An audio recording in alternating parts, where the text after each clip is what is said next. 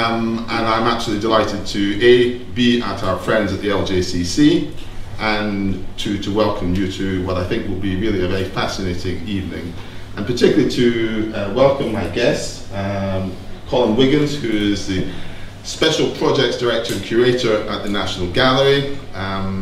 If I start to go through your CV, Colin, then I don't think we'll have very much time to talk about Romans. So needless to say, from the Kitai exhibition to all sorts of wonderful different projects at the National Gallery, Colin is the man behind it, and I think it's fair to say he was a good friend of Roman's. I'm honoured to be able to say that, yes, absolutely, and I miss him enormously.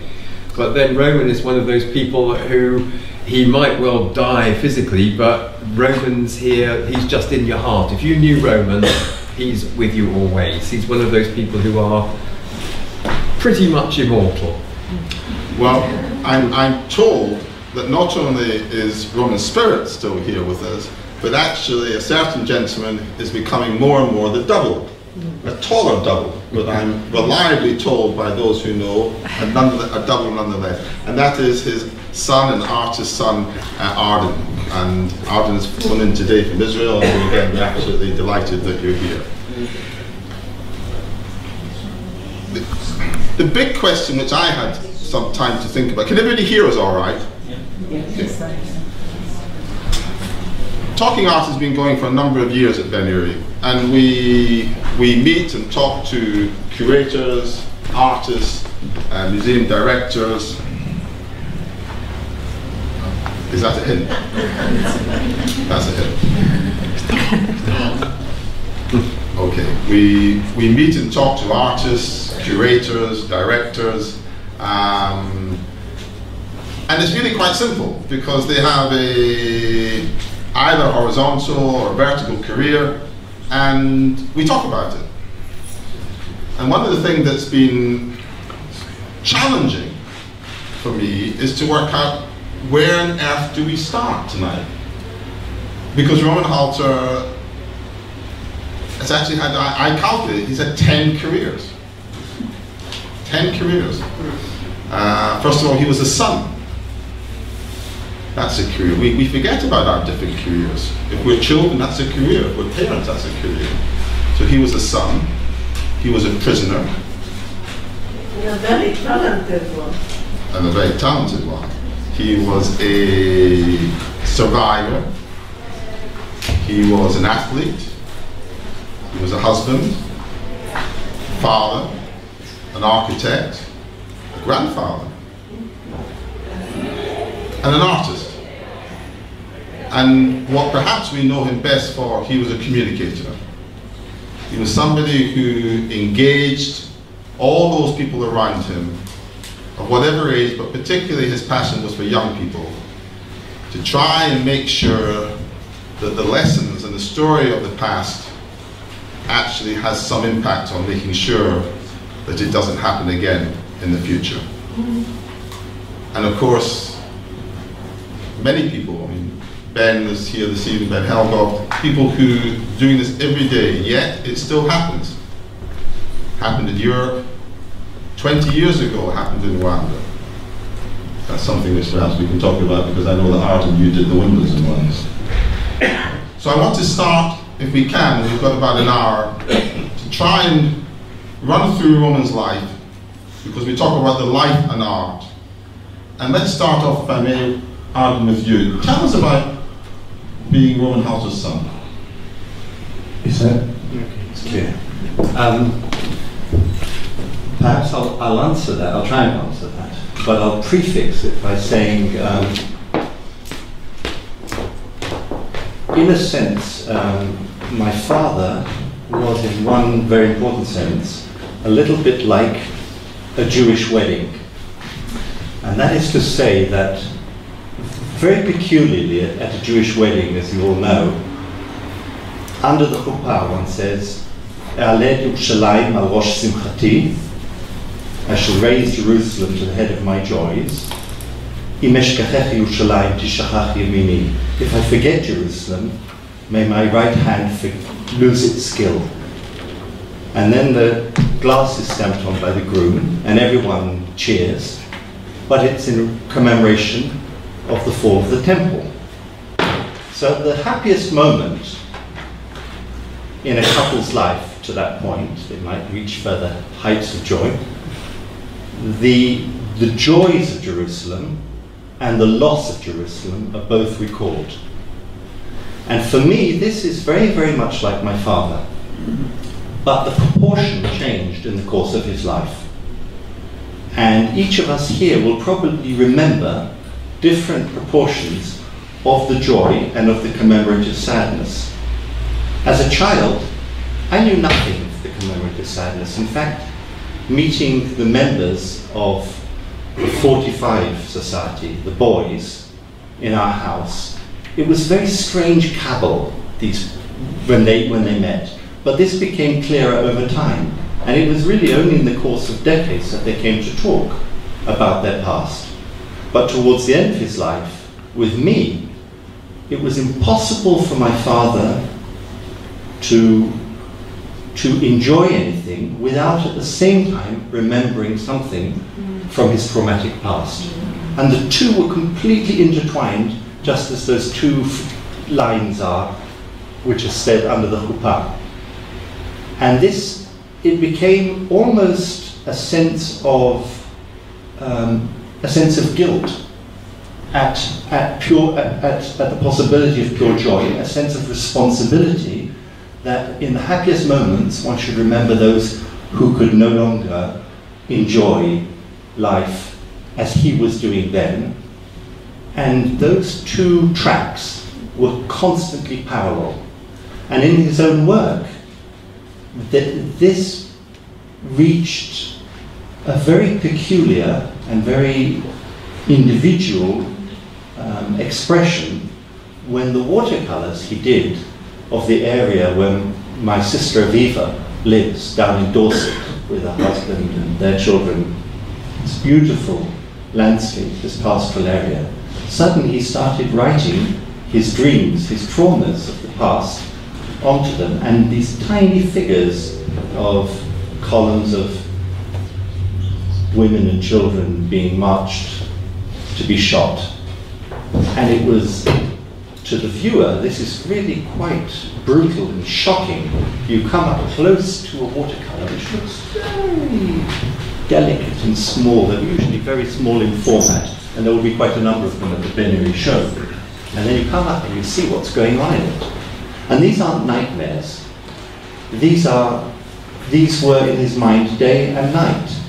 And whenever I was with him, it was not possible in the last 2 decades of his life to sit and talk about anything joyful without also this being present, because it was, the tide was in all the time with him.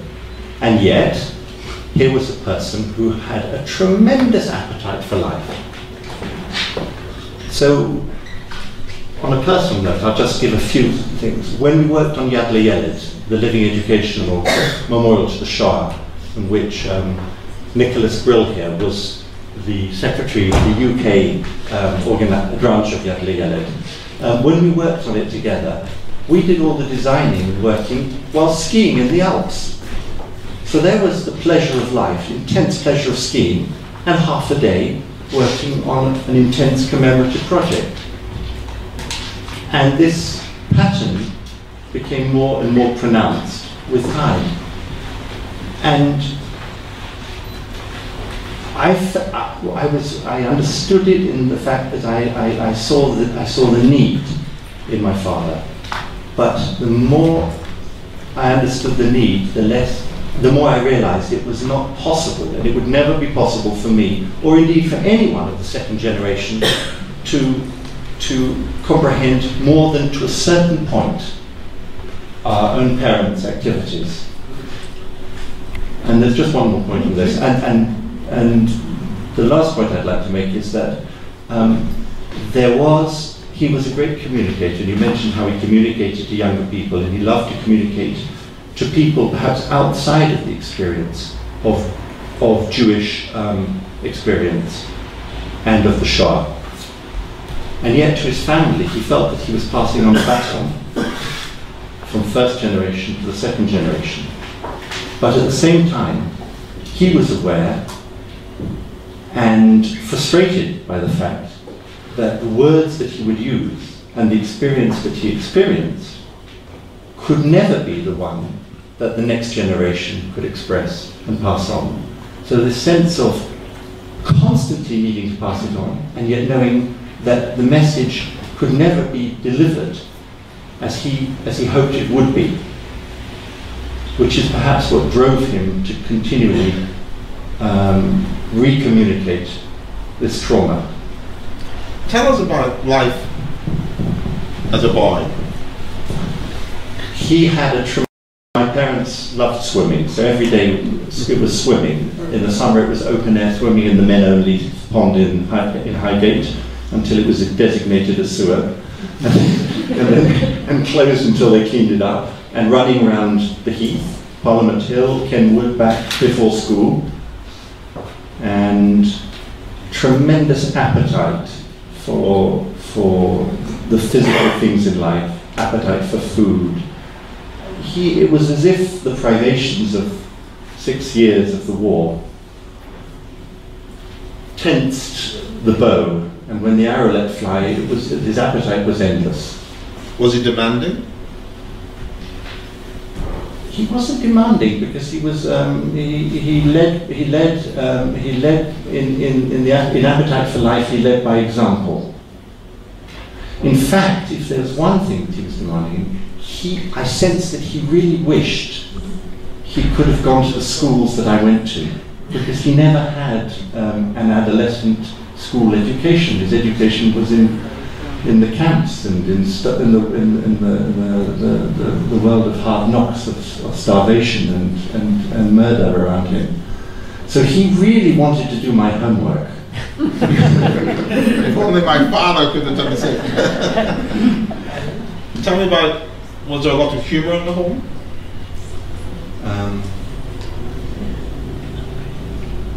There wasn't humour in the sense of Jewish humour. There wasn't humour in the sense of Yiddishkeit humour.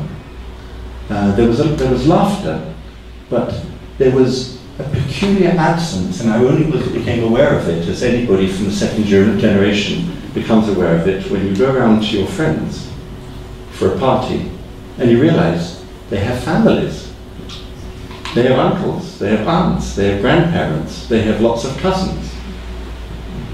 And we had none. We had one grandmother, my mother's mother, who came late in the 60s when she was able to escape from Hungary. But that was the exception, yes. And when did you start to really take cognizance of the fact that you actually didn't have this wider family? On visiting friends. What sort of age? From about the age of 8 onwards.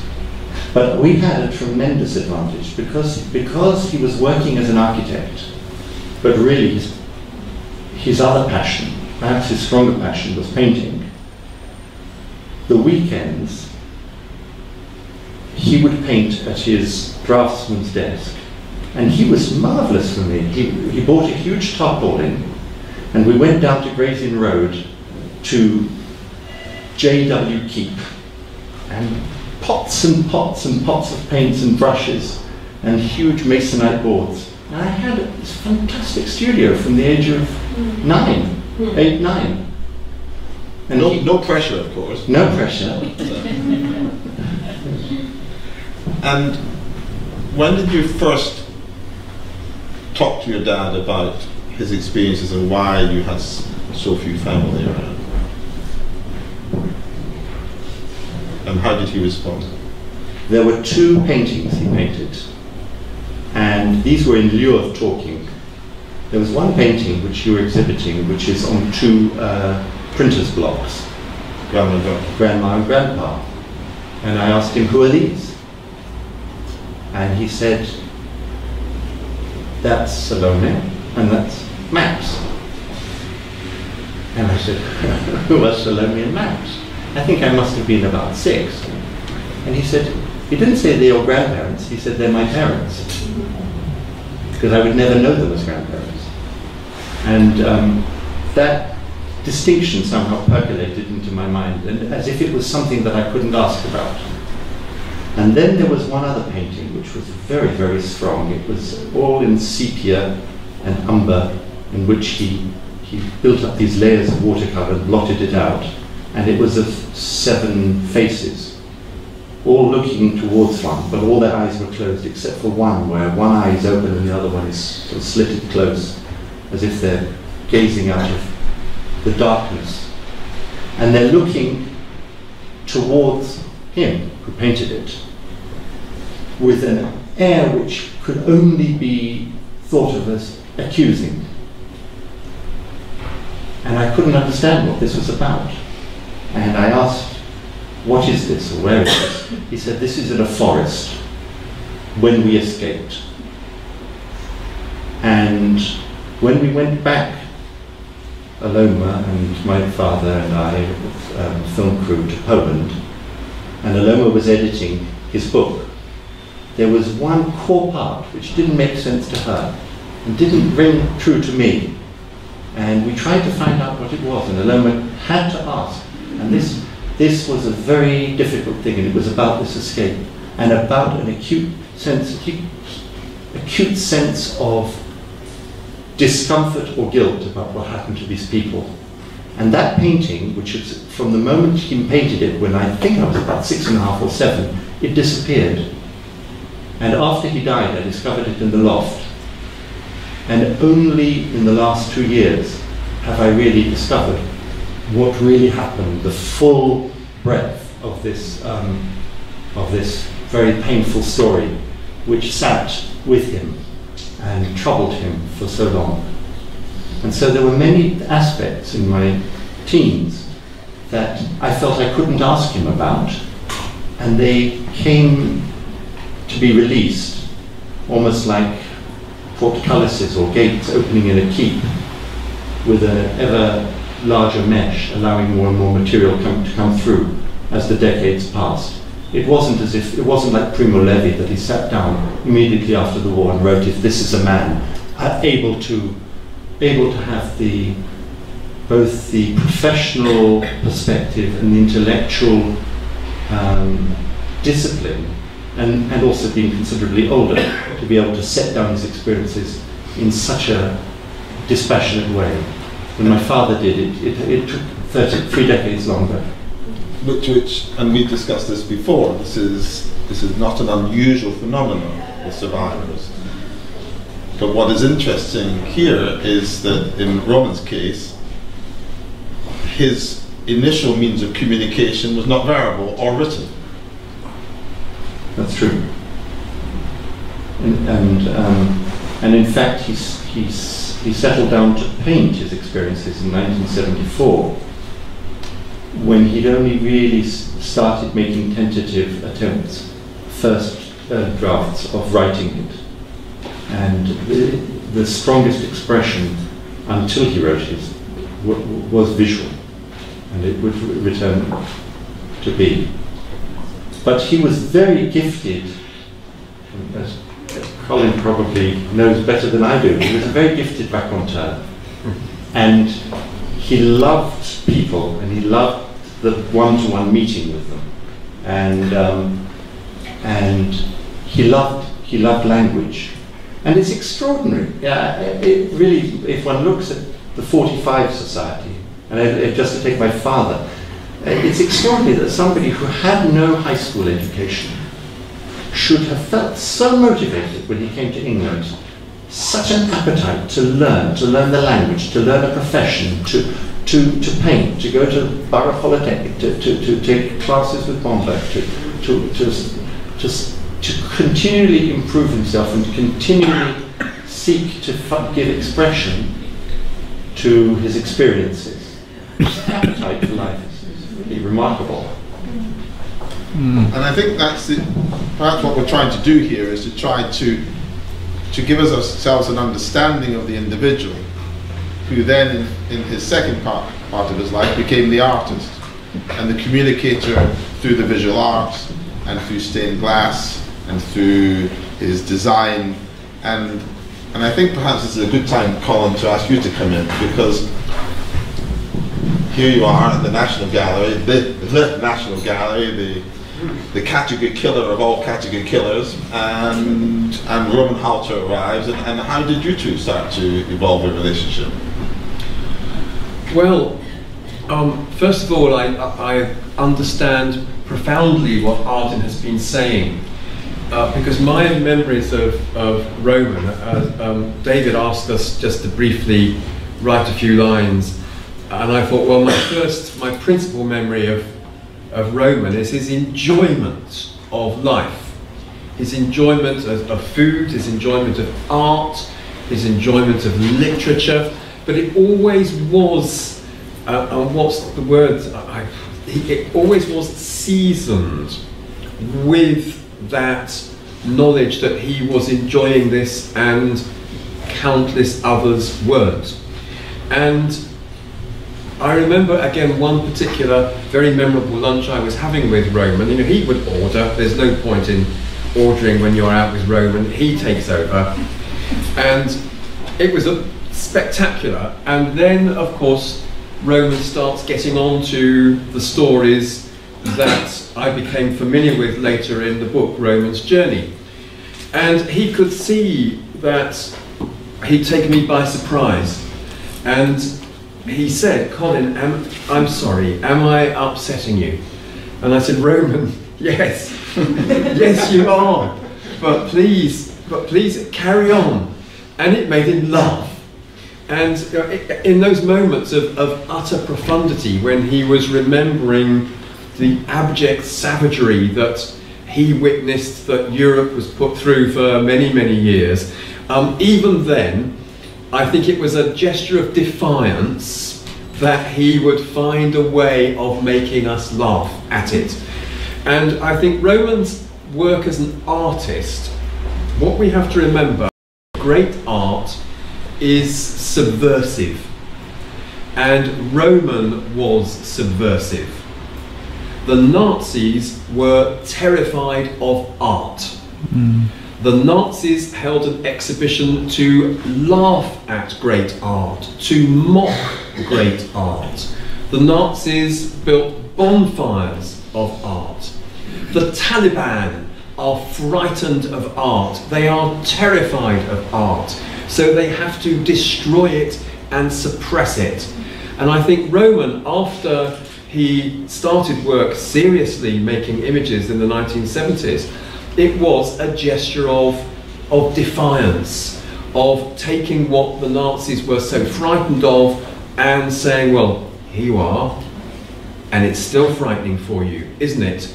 Because it's telling the truth. And I think Roman was, as Ardyn said, he was driven by this need to tell the truth, the unembellished truth. And I think that's one of the most memorable things about the book Roman's Journey, is that throughout the whole book there are probably no more than 5 or 6 adjectives.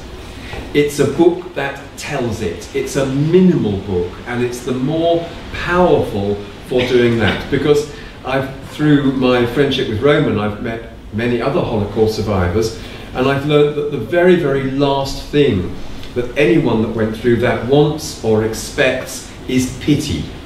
And I think actually pity would be quite offensive to the survivors that went through that. And even the word survivor has got a kind of victim edge to it. Roman was never a victim, absolutely bloody well not. And I just wanted, I know we're here to talk about the art, but I have to tell you this because I was doing a talk with Roman at Reba, and Roman called me to say he was going to be late, he had been a little bit delayed. And I said, oh, I've nothing important. And he said, well, I am in court, Roman Halter versus Westminster Council over a parking ticket. And I thought, Roman, you just don't challenge parking tickets from Westminster Council. They dole them out, they've got their quotas to dish out, and they put them on anyone they feel like. There's no way around it. And anyway, Roman turned up late, and I said, how did you get on? And I thought, Colin, that's a very silly question. This is Roman you are asking. And he just said, well, I won, of course. And I said, well, what happened? And he said, well, the traffic warden was there who said that he issued the ticket correctly. And then I stood up and I said to the judge, I arrived in this country. Game over. And have learnt to have the deepest respect for British justice and the establishment of the truth. And then he said, then I sat down. That's Roman. That's Roman. Now there's a little bit of a contrast in fighting the Nazis and fighting Westminster Council.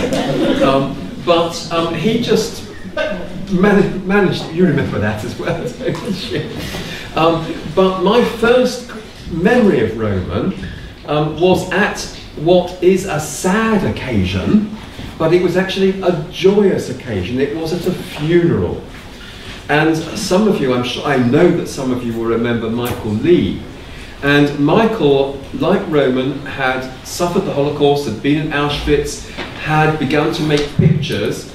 And Michael introduced himself to me at the National Gallery, and we became friends. And then I had a call one morning from Michael's wife. Michael had got up to make a cup of tea, put the kettle on, and just died, dropped dead. I'll just wait for Fergal to make his way here. There we go. Hi, Fergal. Now, Michael's death, I'm deeply grateful to Michael's wife for calling me, because she obviously had many people to call, because you Jews are a funny lot, having to have your funerals so quickly before you've had time to assimilate the death. I'm so grateful for her for calling me so I could go to the funeral. And I thought, well, I'll just sneak in at the back, pay my respects, see the family, give the family a hug, and then go. And Roman was giving the eulogy. I snuck in at the back, and I just remember sitting at the back amongst these very, very old Jewish faces. And before the ceremony started, these very, very old Jewish faces were actually shocking me by telling the most outrageously offensive Jewish jokes to each other at a funeral. Roman stood up to give the eulogy, and to my, what shall I say, horror and delight mixed in equal measure, he said that one of Michael's great joys was going to the National Gallery to hear lectures by Mr. Colin Wiggins. And that's when I heard my name and thought, oh crikey, keep your head down, Colin. And Roman said, and occasionally I would go too. And Roman then paused away from the eulogy and said, ladies and gentlemen, if any of you get the chance to go to these lectures, you really must. They are really very, very, very wonderful, and I love going, and I shall continue going. And as I was creeping out, I heard this, Mr. Wiggins, and turned round and received this bear hug. There was no way that I was going to sneak out, and that was the beginning, really, of my friendship with Roman. And I did want to mention Michael this evening because I loved him too. And Roman carried on coming to the National Gallery. We would meet and talk about paintings. And one of the things that I am most proud of with the National Gallery is the role that it played during the Second World War. Because the collection of the National Gallery, I would say this, but it's true, it is the best collection of Old Master paintings anywhere in the world. The best and most comprehensive. Find me a challenger and we will beat it in some respect. So Roman and I would look at paintings and talk about the gallery's role in the war when its collection was hidden in a series of caves in Wales. When I say the collection, all bar one, there was a painting of the month. And it wasn't a minor painting by Geronimo to someone. It would always be a major painting by Rembrandt or Velasquez or Titian. And it would take its chances in London with the rest of the citizens of London while the Blitz was coming every night. The painting of the month was so important as a symbol of a light shining in the darkness. Then, of course, came the Myra Hess concerts. Again, a symbol of civilization. And as I mentioned earlier, the thing that the Nazis were most terrified of was civilization. The Nazis were terrified of images, of paintings, of art, and the way that art can tell the truth. And Roman's relationship with the National Gallery goes back a long way, because the first painting that he started to really respond to is a beautiful painting by Goya of a lady called Dona Isabel de Porcel. And what Roman saw in that painting was his mother. Now, his mother used to sit in the ladies' section of the synagogue back in the little Polish town before all the horrors started. And of course, Roman's memories are childhood memories, and he was able to take those childhood memories and put them in concrete form on a small canvas made at the beginning of the 19th century in Spain, about that big. And art, painting for me, is not about who painted it, when it was painted, who the patron was, who it used to belong to. Painting, great art, is about communication. It's a language about communication. And Goya was communicating to Roman. Hey Roman, you never met me, but I made this painting and I'm delighted to see it's triggering your memories of your mother. And Roman made the series of paintings that were acquired by the Imperial War Museum, the portrait of his mother with the lace mantilla. And of course, it was the Jews that were expelled from Spain during the 17th century that took the mantilla with them, settled throughout Central Europe, and decades or centuries later, Roman's mother was wearing that Spanish mantilla, hence the connection. And I remember when Roman told me that, I started to look at Goya's picture, Goya's portrait, and see something totally other than art history. And that's where I am indebted to Roman for showing me that the National Gallery's collection isn't there for tourists and scholars. It's there for all of us to find our own experiences within it. And that's how Roman used the collection. And I think he used it as a way of re-civilizing himself after the horrors that he had seen. When he arrived in this country and in the late 40s, I've heard all the stories from him that I love so much. I see Ben there and I see Roman eating kippers without knowing that you have to cook them first with Ben when they were up in the Lake District. And this whole remarkable life, which was done against a background of what I will only call culture, civilization, those things that we prize, those things we prize so much, we move them to Wales and put them in a cave for the duration to ensure they are preserved, and then we bring them back after the war, and the city becomes something else. Those pictures become something else because of what they experienced. And I use the word pride. I'm proud that the National Gallery's collection had that meaning for Roman, and I also know from my experience of talking to other people, other prisoners of war, victims of people that have found these things in the National Gallery as profoundly important to them. And for me, Roman is two things. He is one irreplaceable individual that we all are. We are all incomparable to everyone else, but also Roman becomes to me something universal. And if I had to find words for that, I would say Roman to me symbolized truth, he symbolized endeavor, and he symbolized love. And his need to be able to communicate that, I think, was born of, well, basically of love. He wanted to tell the story, as he so often said, in order to try, hoping against hope, that it might in some small way prevent these things from happening again, because he loved us. He loved his fellow men. He loved his fellow women. That was what motivated his art, to communicate out of a sense of love and respect for us all. Bless him. Bless him. Fergal, welcome. Great to have you. Thank you very much indeed for making it. Fergal, you've made 2 films about this man. Do you want to tell us a little bit about him? I will indeed. I think the first thing I should do is apologise to all of you, because being a seasoned foreign correspondent and somebody who's travelled the world for the last 30 years, I naturally went to the wrong gallery. I found myself on Boundary Road in the pouring rain, looking at a closed door and wondering yet again I'd missed. And frantically calling my good friend and the co-director of our film, Fred Scott, and saying, "Where are you? If you're there, get up on that stage." But he was also somewhere in the fastnesses of North London. To his credit, he diverted, collected me and got me here.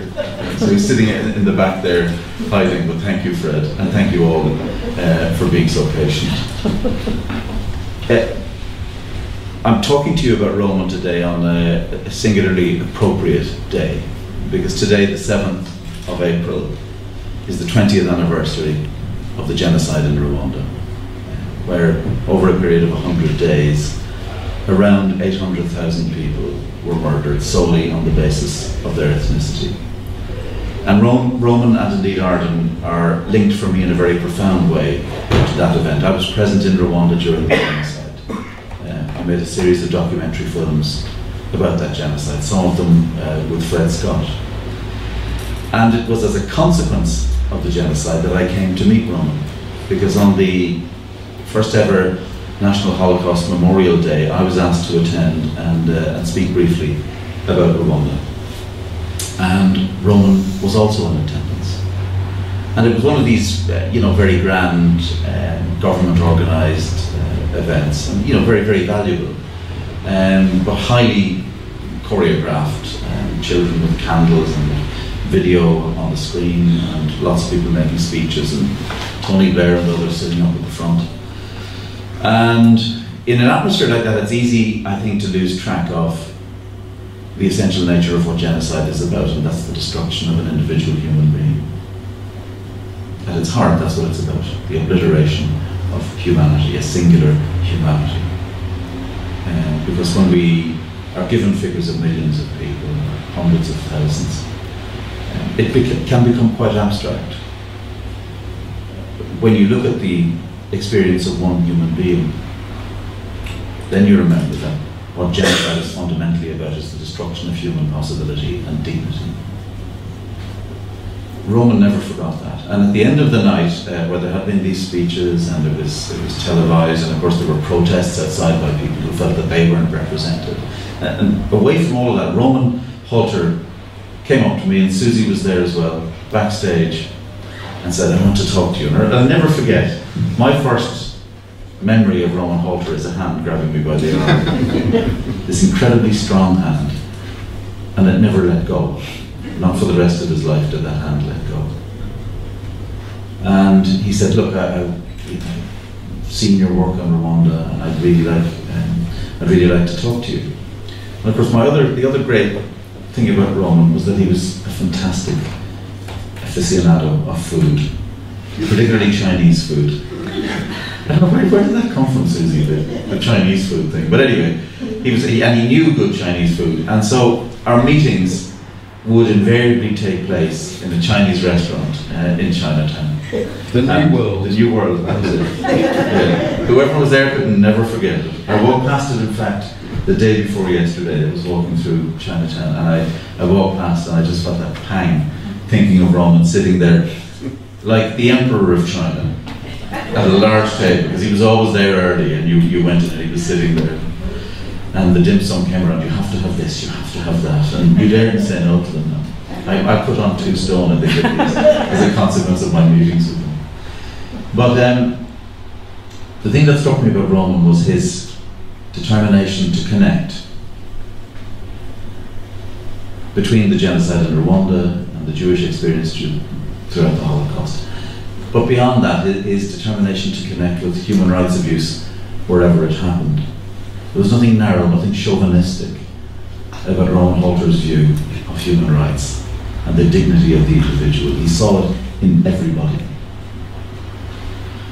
And he would write to me. He was a great letter writer in an age when people have long given up doing that, and they send you emails, but his letters are always thoughtful. Or he would send a card or a drawing for one of my children, and the children loved him.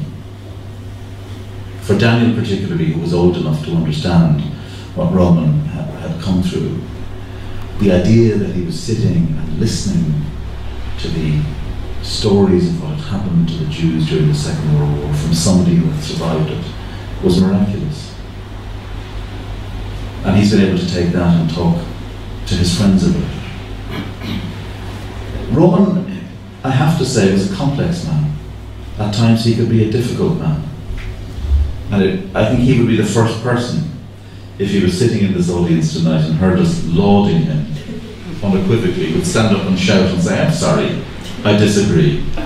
Because there was never a better man to stand up in any gathering and say, "I disagree." Judy Hassan will remember the first meeting of any formal kind that I attended with Roman was at the Holocaust Survivor Centre. And there was a rabbi there. And within 5 minutes of us beginning the meeting, Roman had picked a row with the rabbi. And it was about the whole nature of vengeance and whether people should take revenge or not. And he always, was unequivocal about saying what he thought. And that could be embarrassing and painful. Because the social niceties of, well, I might offend somebody if I actually said what I really thought here, that didn't really operate with Roman. And he could get mad with me. He did. He could get very mad. And me. But he, for example, you learned when you were filming with him, and we went on 2 trips, one to Poland, back to Hodecz, and then another to Germany, to Dresden, where he'd been hidden by good Germans towards the end of the Second World War. And when he was tired, late in the day, Roman could get quite, as we would say in Ireland, quite narky with you. It wasn't just that, however. What I also came to appreciate was that while most of the time in public he maintained a very humane outlook, and that was his genuine feeling about the past, there was also within him a deep rage against the Nazis. And when you'd spent a day going around Hodecz with him and tracing back everything that he'd lost, and in the evening he would sometimes turn towards himself, and attempts to draw him out would be rebuffed. Or you could suddenly find he would snap at you over something relatively small. It might be the meal, we were 15 minutes late getting to the restaurant, and that would provoke anger. And of course it was never really about what it seemed to be about. It was about the past, and the way in which it continued and increasingly haunted him. And I would actually say tormented him towards the end of his life. I'll never forget asking him to come into the edit suite during the making of the second longer film. And there was one particular sequence in the film where we'd filmed in a synagogue that had been abandoned after the war and just left as it was. And over this empty synagogue, we ran The Voice, archive radio recording of Hitler promising the destruction of the Jews of Europe. And after that, there was some shots of Himmler, and then some shots of people in a mass grave. And I saw him watching this, and his hands gripping the edge of the seat. And this was a man who in interviews, when he did interviews with you, you very rarely got a sense of his emotion. I think sometimes because he had told the story so many times, it was all very considered. Very, very considered. He mediated it so often. But on this occasion, when we switched off the video, he just turned to me and he said, the bastards, a bunch of bleep thugs and gangsters. And that was what he really felt. Absolute rage at what he saw being done by a bunch of ultimately in life nobodies, but who had gained the power of life and death over so many people. And I saw it again when we went to Chelmna. where his mother and other relatives had been gassed. And we walked through the open ground there, and there was work being done. And in the process of that work, the JCBs and the diggers had churned up the earth, and you could see walking through this earth the fragments of bone, charred bones of people who had been burned at that place. And then there was just this incredible solitude that came over him, and we knew to pull back, to not be there. And one of the things I mentioned a few moments ago was watching towards the end of his life. Ardyn describes it very poetically and very movingly in the film as being like a tide that had once come in once or twice a month, then once or twice a week, and once or twice a day, and was now constantly in. That was the past. And this wasn't, I'm not, painting an excessively sorrowful picture. This was a man, when you listen to how Aloma describes him in our film, and describes her mother, these were people who seized life after the war, who loved life, who had a vigour about them. And you still see it in Susie and her swimming. But for Roman, coming to the end of that life, the memories of those he had lost, and I suppose it happens in every old person's life, that the notion of the past. But for somebody like Roman, who had lost so much, to see that coming back more and more vividly, I cannot imagine the pain. I do sometimes wonder, Ardyn, if the whole process of making the film was something he really wanted to do, but whether that did disinter or intensify the sense of grief that he was feeling at the end. I don't know if you have a feeling about that. I think it certainly did. But we tend to talk about the things that occupy us, and because setting down his past visually and setting it down in endless drafts, continuous drafts, which Aloma had to deal with in editing it, comparing them and finding what was the truest thing without losing his voice. Constantly telling and speaking in public and speaking to schools and writing these short plays which were performed in schools and being interviewed. It meant that this was what was occupying him. So it was a cruel and a painful fact that at the end of his life, for the last, let's say the last 20 years, he relived 5 years of his life with a repeatedly increased intensity, and it was a different form. When he tells in his book about how when he comes to Auschwitz, he realizes he is alone. He now has no more family. Something very strange happens there too, because he has no more responsibility for any other kin. It's him alone, surviving day by day, with relations which are formed in those circumstances.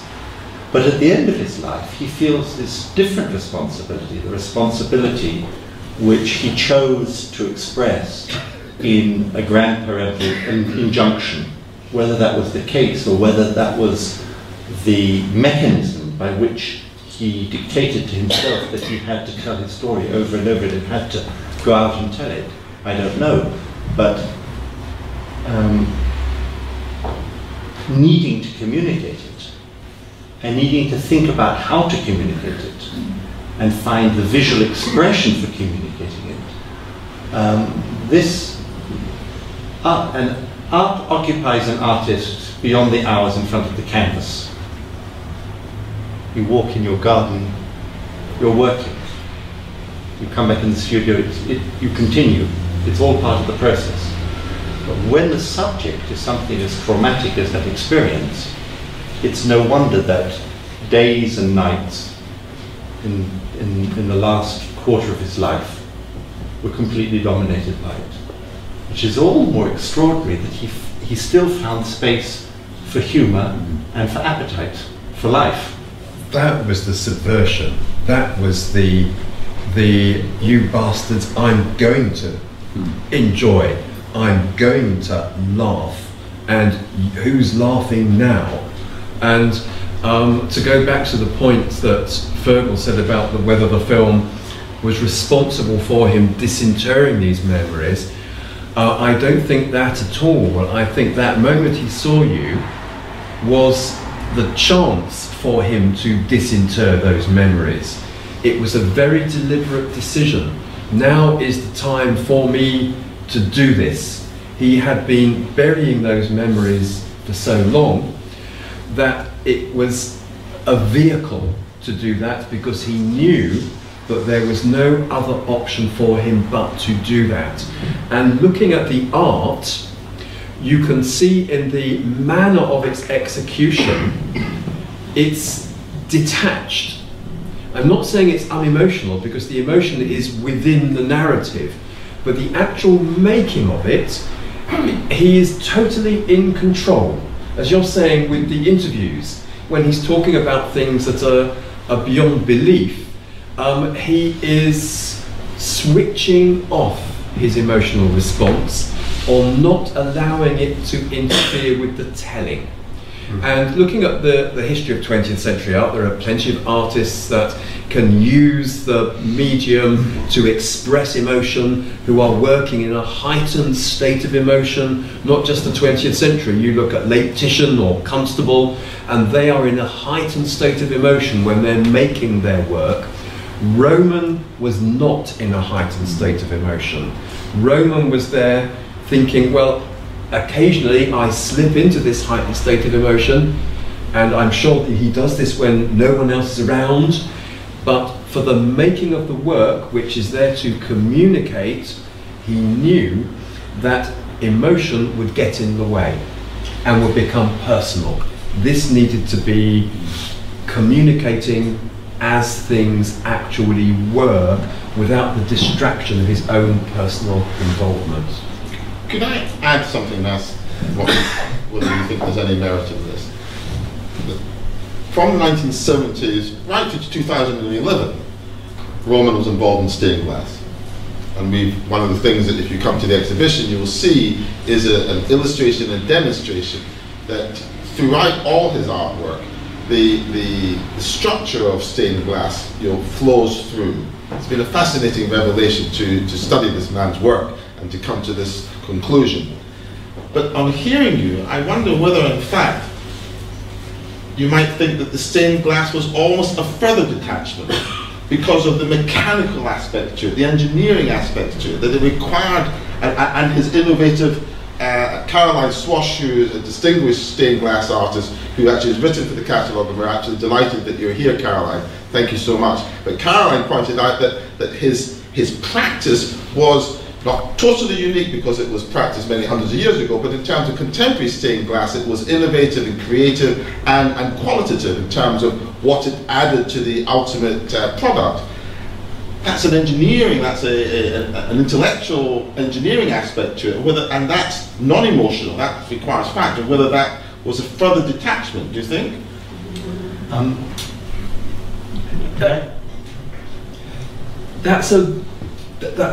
That's a loaded statement, because I think the detachment, I think he needed the rigour of doing the engineering in order to be able to conceive of the images. As Ardyn says, when you're an artist, you're not off duty. It's not just when you're working. And he needs headspace to conceive those images. And the problems that he needed to solve with the engineering aspect of stained glass, I think allowed him that headspace to be working on the meaning of the imagery while his hands are occupied in the making. I mean, only Roman will ultimately knows that, but there's a line of W.B. Yeats which always struck me when looking at Roman's work. And Yeats wrote about the necessity for the artist, whether they're a writer, whether they're a visual artist, to be as cold and passionate as the dawn. And that describes perfectly what Roman achieved. The thing that fascinates me about a lot of the late art, and I'm just wondering what your perspective on this is, Ardyn, it's these landscapes, and then with these tiny figures, you have to really look close. And I remember watching him in the act of working on these, and he's there with the magnifying glass himself. So these landscapes where you will see, like this behind me, beautiful landscape, and then deep in it, these scenes of massacre and execution. What was going on there? We touched on that. I'd like to go back to one aspect which we haven't spoken about, which I think is very relevant to him. He loved craft. He loved good craftsmanship. He loved good tools, and he loved. One of the things he loved very much in England, because you've got to remember when he was in Lodge, and he having escaped from the journey as he was starting out for Helmlo, with his mother, and where she met her death, he got a job as a Laufer, as a runner in the Metallabteilung, the metal factory. And then he got to work also on some of the machines, and he made sure that he was able to do more than one job, so that he would always be able to be employed. And he did the craft of metalworking. And one of the things which attracted him very much to bronze and aluminium casting was the fact that it has so many stages in the process, and each stage is crucial to its outcome. So when you're making a stained glass window, the early stage is really the design, and it's a fusion of the stained glass windows which we saw when we used to drive through France to Spain for our summer holidays on the Costa Brava, and we would stop at Reims and Chartres and at Beauvais and many cathedrals on the way, and it was a source of great pleasure, usually early in the morning as the boulangeries are opening, so that experience was linked to the food, of course, and that the structure of the stained glass window fuses with his love of expressionist art. So once he has the image, then it has to be rationalized into a black and white drawing. It has to be scaled up. It has to be made into patterns. Those patterns have to be then cast, usually in sand casting because they're thin and flat rather than gloss wax. Those sections need to be cleaned. They need to be linished, which is a polishing of the surface.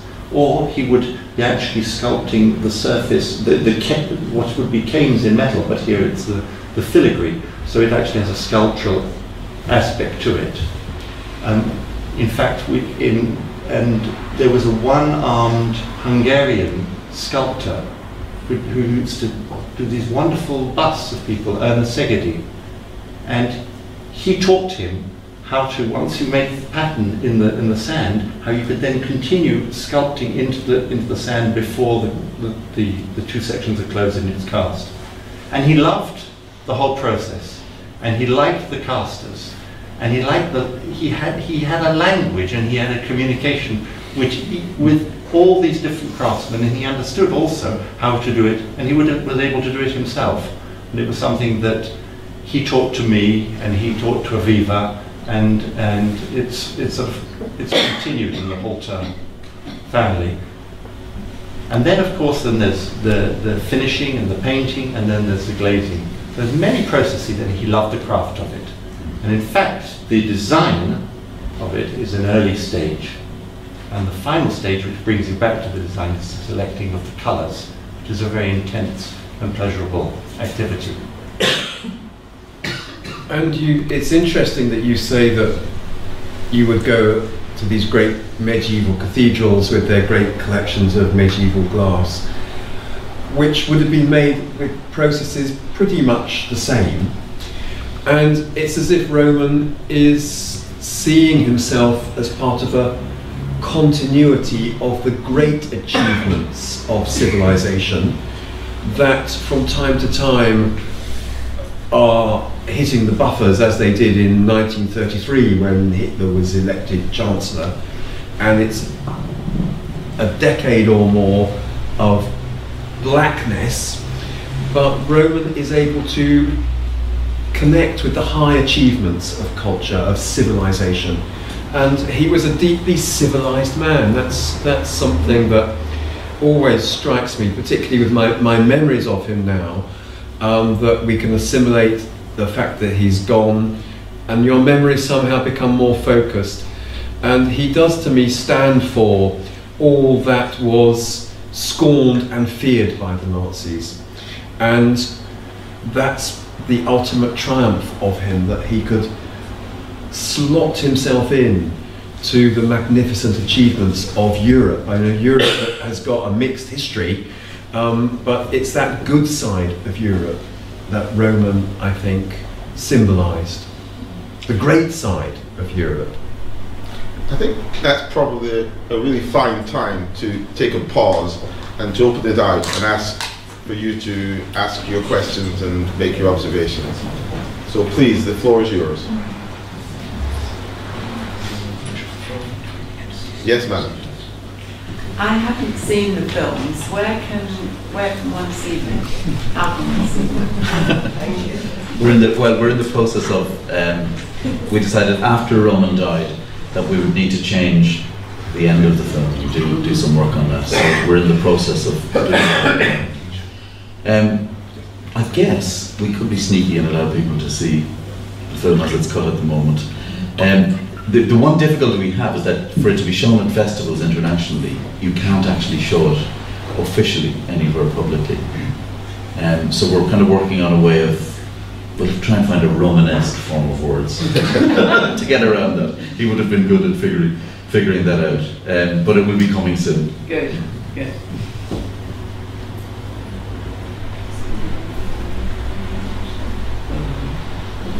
Could I raise a subject which, say, troubled me? It would be the wrong description, but challenged me in terms of the role of the Ben Uri, in terms of as a British museum. Because we have got many different facets, and if we had 6 feet, we would have 1 in 6 different camps. So we've got 2 feet, so we've got 1 in 2 camps. And if I can just share with you what this thought process is and why this exhibition is so important to the museum. The Holocaust is now 17 years old. In 20 years' time, or 25 years' time, it will defeat all logic to imagine that there will be any more survivors. There will be 2nd generation, then there will be 3rd generation, and 4th generation. But as time moves on, the engagement will inevitably become less robust, less solid. And we're living now in the world of the internet. And in 20 years' time, we'll live in the world of post-internet, whatever that's going to be. It will probably be that you look at your middle finger and you talk to it, and from your other hand, there will be a printout or something. I've got no idea, I mean, because I can't get used to what we've got now, so God knows what it's going to be like in 20 years' time. But where it worries me is how historical events, whether it's Rwanda, whether it's Bosnia, whether it's the Holocaust, whether it's 1066, whatever it is, how are these events going to be maintained in a, not just a dignified and contextualized manner, but an accurate manner? I'll tell you a very quick story, if I may, just to illustrate the point. Every museum today works on wonderful, wonderful, talented professionals and wonderful, wonderful, talented interns who are learning their craft. And we had one exceptional intern who did some research for us, and because the intern was so exceptional, everybody thought everybody else had checked it, nobody checked it. And we actually printed, thank God it was only on a board, not in a book, but we printed the wrong information right at Artist. Which you have to understand, that is the end, that's the worst thing of all. Yes? Okay? It's a disaster. Thank God it was on the board so we could rip the board off. And we asked the question, and she said, well, I found it in Wikipedia. And this was an MA graduate of 2 fine universities who had gone to Wikipedia and believed what it said. Yeah. And today there is so much misinformation on Wikipedia and throughout the web. And I'm too old now, but my granddaughter, my 9-week-old granddaughter, in case I haven't told anyone here that I have a granddaughter, their whole life is going to be based on what's on a screen. And people can change history. It's not like 10 years ago where you know, the deniers, they could be challenged in court. History will be changed because it's on a web page. And why Ben Uri thought this exhibition was so important was firstly because as an artist, he was worth it.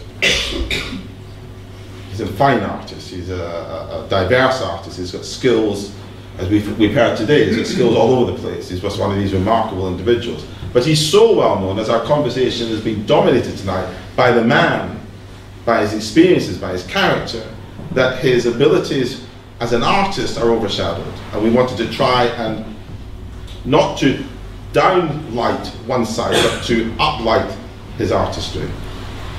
But also that by producing books like this and exhibitions, which hopefully we can tour, we feed a story through the individual and through his artistry.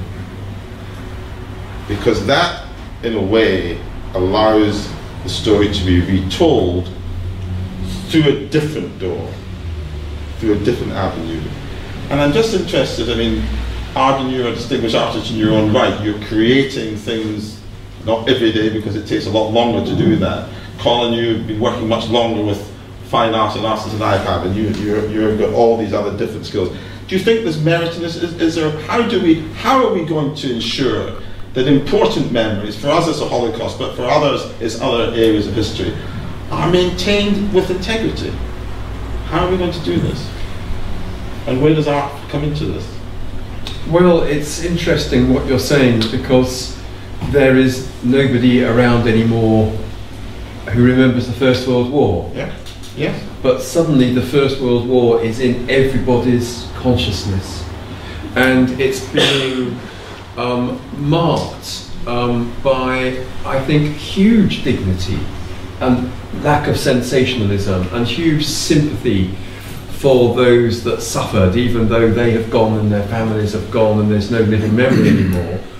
And art writers, especially novelists, contemporary novelists, who had nothing to do with the First World War, have produced what our generation is judging as literary masterpieces about that time. And one can only hope that novelists, writers, artists who have yet to be born will see this as a subject of central importance to the history of humankind and use it as a subject for their art. And I believe that will happen. I think that the Holocaust story will carry on being told in different ways by generations yet to come. But they will need something to hook it onto, like we have all the endless gravestones in the cemeteries of the First World War to give us this visual reality that is prompting the response from generations that are younger than us who are writing these books. And I think the art of Roman and other specifically Jewish and Holocaust related places, like the Anne Frank house. The Anne Frank house has always got a huge queue outside it. And these stories are there in a shared human memory. So I'm not worried about it. I am worried about Wikipedia though. I mean, I think a huge part of it is ensuring that our societies have the ethical framework to memorialise. And by that I mean there are large parts of the world where memorialisation of the Holocaust or other human rights abuses, gross human rights abuses, doesn't take place because people are preoccupied with their own conflicts, or because there isn't an educational framework to get it across to people. In a sense, what we're talking about, what we have at the moment, is the luxury of being able to remember, because we live in societies with functioning education systems where we have generations of scholars who have devoted themselves to research and presenting that research in an objective way. And we have, by and large, and though I make many criticisms of the current media scene, we have television stations, radio stations, newspapers, which attempt to give us around issues like the Holocaust, a fair-minded presentation. But there are huge parts of the world where that doesn't exist, and we need to acknowledge that. And if you look, for example, at the, even in countries where you've had Holocaust education, if you look at the rise of anti-Semitism in France at the moment, we have to be constantly on guard and prepared to stress the need for education. And that, when I talk about an ethical framework, it fundamentally revolves around education. If you are not teaching children in schools an objective history of what happened in that period, and if you're not doing it in creative ways, because I'm very aware of large numbers of children going into class and being taught reams of facts. It goes back to what I talked about earlier, the necessity to individualise, to personalise the experience of the Holocaust, and doing that through art, doing that through fiction, doing that through poetry, and doing it through the factual stories of individuals' lives is absolutely critical if you're going to get them to engage. I would agree with you, but take issue on one key point, and that is that I think there's an enormous difference between a novel about, say, the First World War, or say the Shoah,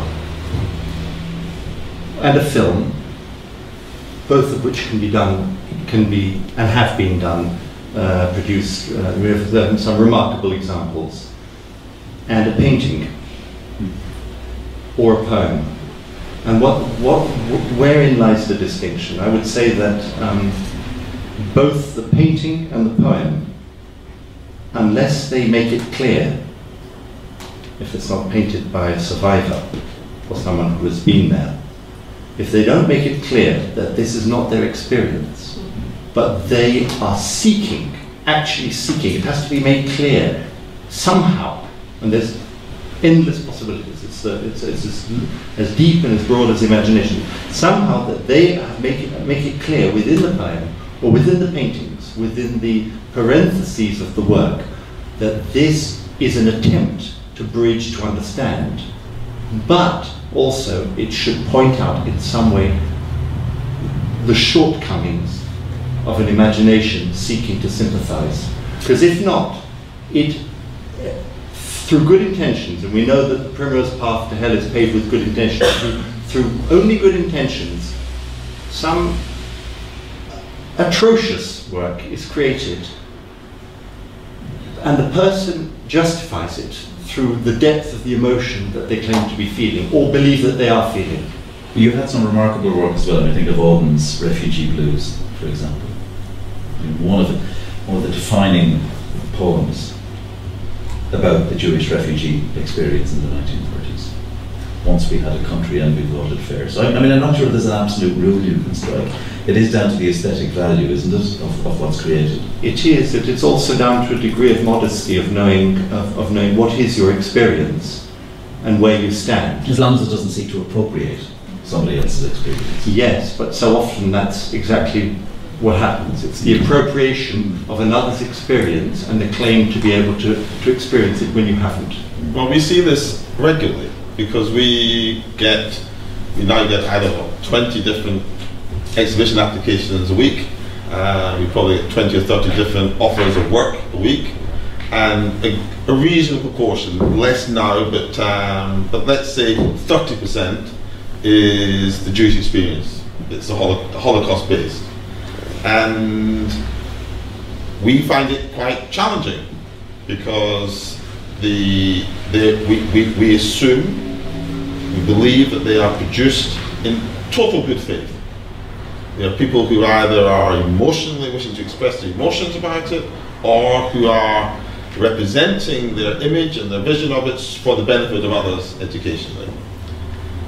But it's easy for us. We're not the children of survivors. We are a million miles away, and it must be more difficult for you to see these because of the contradiction involved. But if you ask the artists, they will stand there and say, having their hands pierced, that there's complete good faith. This is not in any way trying to take other territory or trying to be frivolous or anything else. It's completely sincere, and it's a problem. I think it's down to dubiety, and you should have a healthy dose of dubiety about the chances of succeeding in expressing something which is so vast. As Fergal was talking about the need to focus on an individual if you want to communicate it. The stage at the end of Hamlet is littered with bodies. By the time the fourth or fifth person dies, or we have somebody here who acted in Julius Caesar, Philip Burton, when I was at school, I remembered him this evening from his performance as Metellus Sinbad. He reminded me that he played Titanius, and he had to die after Cassius. Well, nobody pays any attention. He got a titter every night, he said. So this is exactly the point, that one should be dubious about one's own capability of expressing it, and then perhaps you start to communicate. Madam, please. Yes, a brief bit of background before my question. I was part of the first development of mainstream Holocaust education in this country in 82, 83, and then 12 years later in the first structured program of survivors in schools, and then a few years after that the Spielberg testimony program. And because of that, 10 or 12 years later still, I was asked to make some contribution to, and I had some involvement with one of the main Rwandan charities, the Survivors Fund it's called. I was asked to have some input into young Rwandan survivors over here who wanted to tell their story. And my question is, reference has been made to the enormous length of time that it took Holocaust survivors to begin to talk about their experiences. It was 30, 40, 50 or 55 years, and for many. And similarly, First World War, perhaps even longer, I mean, apart from the poets. And what astonished me was the fact that young Rwandan survivors were not only prepared but had some of that same drive to tell the world about what had happened. And I just wondered about the views of the people on the platform there. Thank you for everything you've said, by the way. That's been very significant for me. How people, just that collapsing of time, that it took other people so much longer after their experiences, and yet within just over 10 years, young Rwandan survivors were not only felt able, but felt driven to tell their story as well. There's a huge generational issue here. If you look at people who came out of the camps and came to Britain, at a period when Britain was rebuilding itself, and into a context in which everybody was trying very determinedly, not so much to put the past behind them, but to ensure there was a future for them. And that, of course, is a concern for young Rwandans, but they came to a Britain which is prosperous, and where there's a really strong media culture and a much stronger confessional culture nowadays than ever existed in the period after the Second World War. And having interviewed many Rwandan survivors, it struck me that they were very, very easy people to talk to. So there is a kind of, and maybe it has something to do with an African storytelling tradition as well, and that was as a way of mediating experience that comes much more naturally. But I think it has a big thing to do with generations, with Britain that they arrived into, and with a kind of media focus and interest around what happened to them that simply didn't exist for Holocaust survivors who arrived here. Remember, they arrived into a country which was full of people who had survived war. It was full of returning soldiers or families who had experienced the Blitz or the loss of their loved ones abroad. So there really wasn't a lot of space and time for people to listen to the stories of victims in those days. And I think one of the things that has occurred to me interviewing both Holocaust victims and soldiers who came back from World War II is that preoccupation with getting on, with having a life. Aloma, you describe it so vividly in the film. That just sense of, we've survived, let's make something, get on with things. and in Rwanda itself, the people who organized the National Genocide Memorial, they had the privilege of being able to scout the Smith brothers and Aegis Trust, to scout all the different, they went from Yad Vashem to Lohamega to the America, to different Holocaust memorials.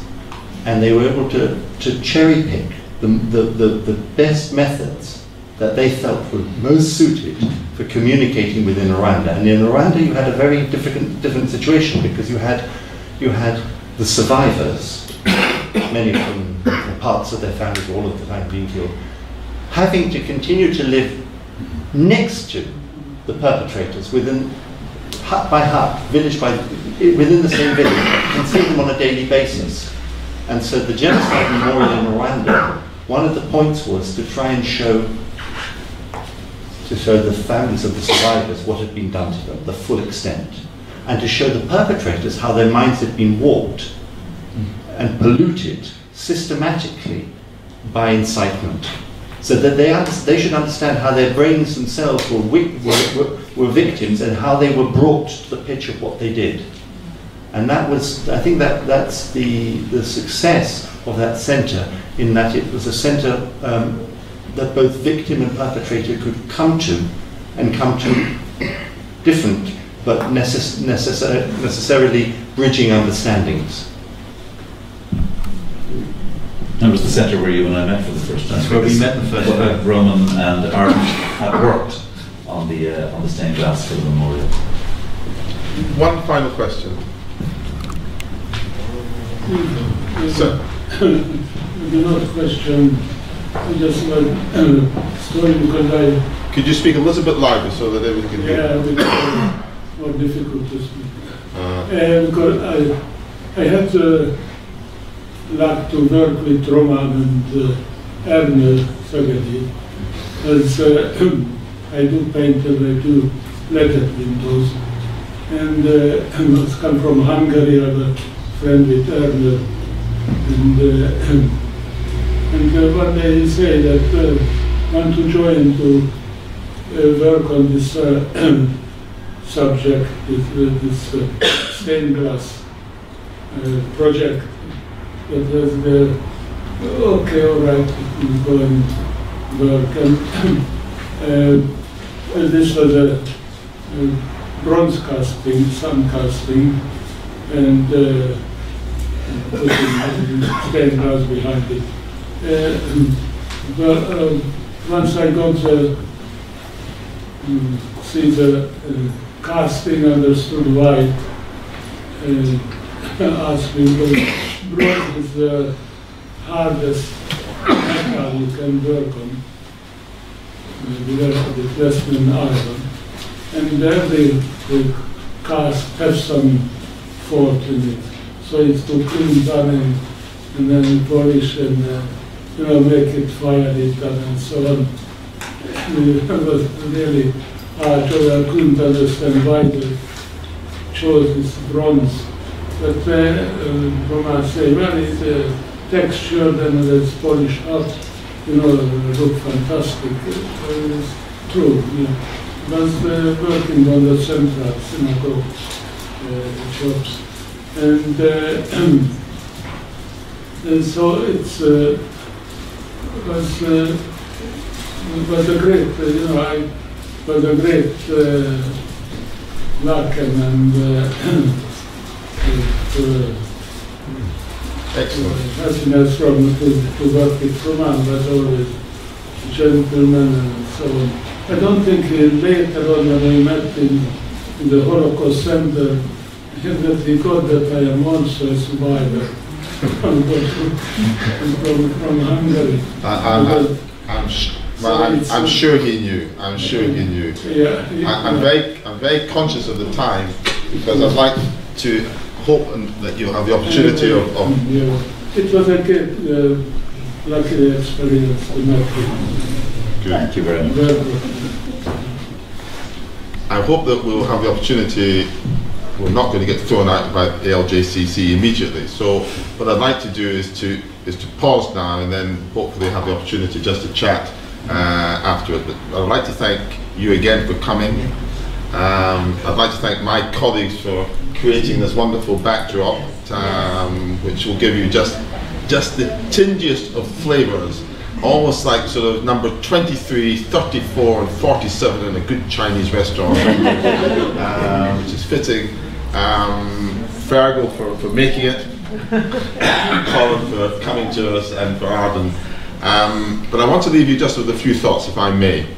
First of all, you're all warmly invited on Thursday night to the opening of the exhibition at the museum in Boundary Road.